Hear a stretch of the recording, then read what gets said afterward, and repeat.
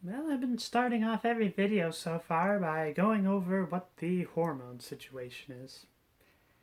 Happy to say that there is finally some progress on that front.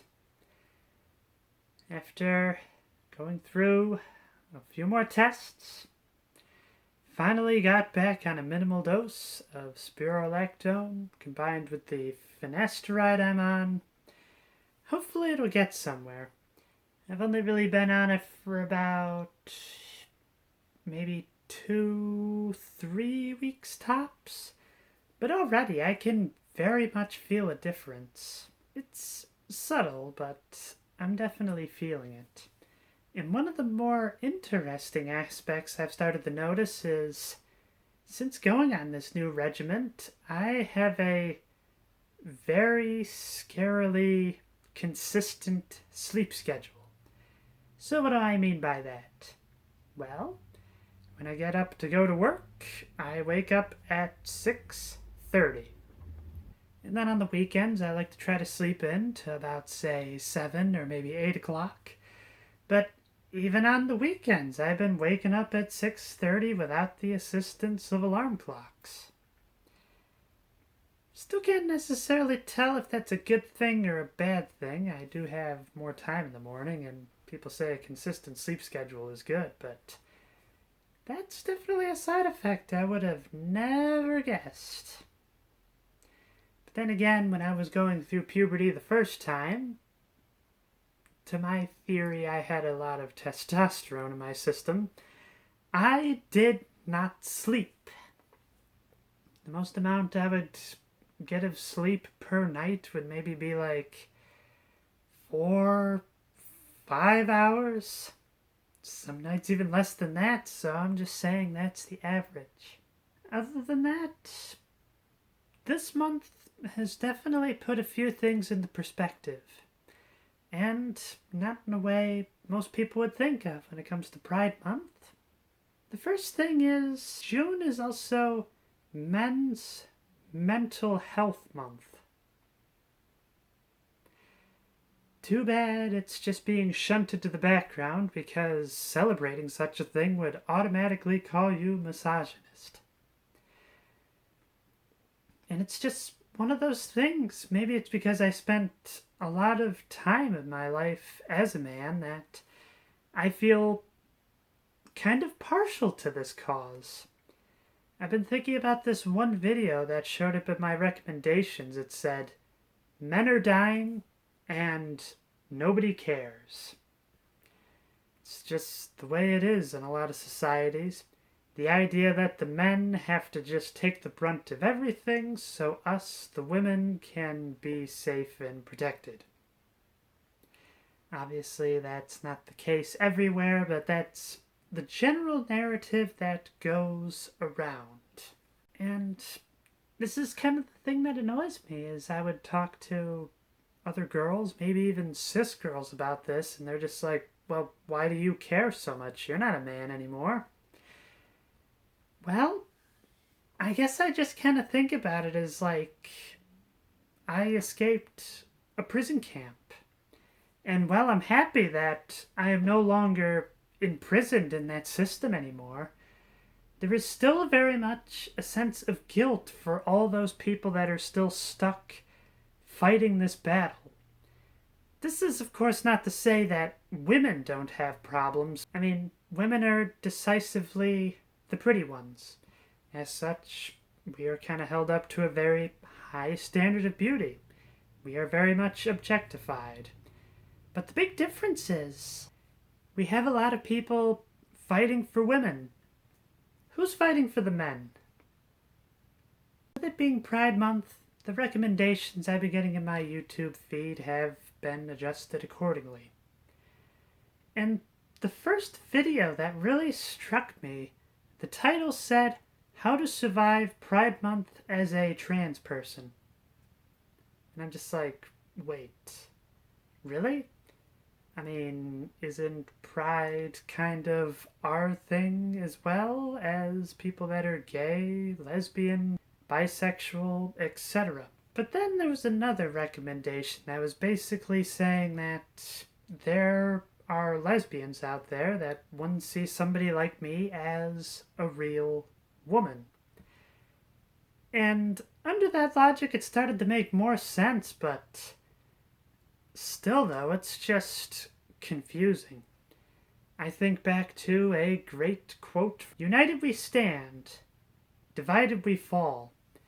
And I'm definitely seeing that there is a lot of division going on, which I feel like that very much goes against what Pride is about. It's about unity, it's about acceptance, but yet there doesn't seem to be much acceptance at all. There is almost a movement to try to push straight people away from Pride, which, once again, that feels very counterproductive, as if we want them to accept us, then we should probably have these Pride events to kind of act as like a bit of a PR experiment, to basically say, okay, this is who we are, this is what we're all about, this is our mission statement. We don't want a new world order.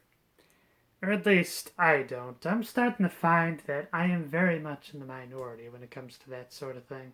And as I alluded to before, there is also a bit of segregation going on when it comes to Pride. So, one of the other major issues I've been hearing about is if you appear straight, there are people that don't want you at Pride. Take people that are bisexual. Okay, so say, under that definition, they like men and women. If they go to a Pride event with their partner and they look like a straight couple, they're immediately going to get some shade. And I'm also starting to find that there is a fair bit of erasure going on when it comes to the idea of bisexuality in the first place. Some people are even trying to get rid of the B within that Rainbow Alliance acronym. And once again, feels very counterproductive, and I know a few people that are bi. They're not unicorns that don't exist anymore. They're real people, just like me. The one video that probably stuck out to me the most, it was entitled, "I am LGBT, and I hate being a part of the community." This is probably going to be the hottest take that I've ever said when it comes to these videos. I very much agree with that sentiment. There are a lot of things that I do not agree about when it comes to the Rainbow Alliance. In fact, I say that for short because it seems like if you miss even one letter of that gigantic acronym, it seems like you become homophobic, you become transphobic, xenophobic, hydrophobic, I don't know, basically whatever slur they want to throw at you. And it's very much for this reason that I've had a very hard time finding a support group. I mean, I have friends that are supportive of me, but it'd be nice to also have some trans friends that are also supportive of me, because at the end of it, only really a trans person is going to understand what it's like to be trans. Not to say that people can't understand what this is. Like, I guess a good example is, imagine you have somebody in your life that was adopted as a child. Okay, you can kind of understand the idea that such a thing could create a lot of different emotions. But if you yourself knew who your birth parents were, then there is just that little bit of connection that is not completely there. And as for the things that I don't agree with in the community, well, I have fallen for that pitfall a few times already, and quite frankly, I don't want any more death threats, so I'm just going to keep my mouth shut on what I don't agree with. But just the idea that I say I don't agree with a lot of things is all of a sudden going to generate a fair bit of heat, which is, once again, feels very counterproductive.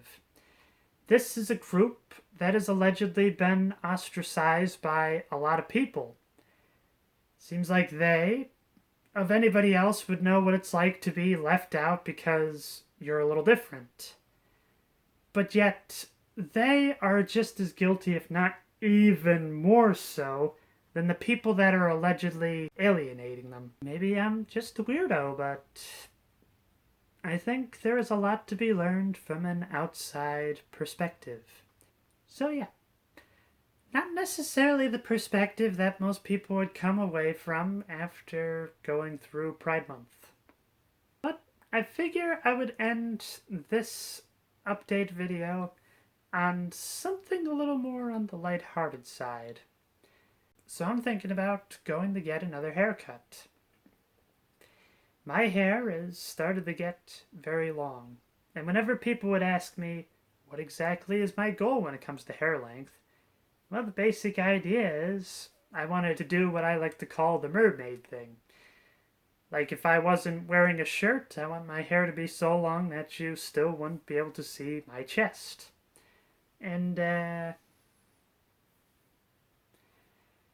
about that length, and on top of that, I find when you get really long hair like this, it has a tendency to just get caught in some really bizarre and interesting places.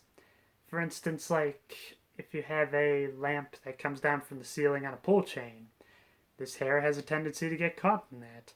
Or there's a few times where I'm just trying to put on a shirt, but yet the hair like goes right through the armpits. But on the whole, I could definitely say long hair is absolutely fantastic. I wish I could have done this sooner. Well, actually, I did do it sooner. I do have this distinct memory of when I was about 4, 5 years old, I started to grow my hair out. The memories are fuzzy. I can't remember if I enjoyed it or not, but I remember my mother was a big fan of it, but it was about the time I started preschool, and I really don't know if it was because my mother was kind of pushing me to have the long hair, or if it's because I was already being kind of dumped on with all these masculine rules or whatnot, but I just remember I didn't like having that long hair anymore, and so I've always kept it short since then. And as I probably mentioned in earlier videos, there is definitely a certain length where it's a bit hard to manage. Like I find once it gets to about like right here, it's like too long for it to feel like short hair, but it's too short to have the comfort of long hair. But for those of you that are growing your hair out and you are at that length, trust me, it gets a whole lot better. And I can tell you, it's so smooth. Which I find so weird, as I always hated the idea of growing a beard. And that's something that used to happen pretty quickly for me. So it's just kind of weird that this hair is like so soft when I do it like this. You think it'd be about the same logic as a beard, but those get like prickly, and everyone's just like, oh, well, just let it grow out. It'll stop getting prickly, it'll stop getting itchy. Yeah, I didn't want the beard, and it should be pretty obvious as to why by now. So, as per usual, if there's anything else you'd like to talk about that is not politics related, feel free to leave a comment down below. And until next time, be yourself, no matter who that is.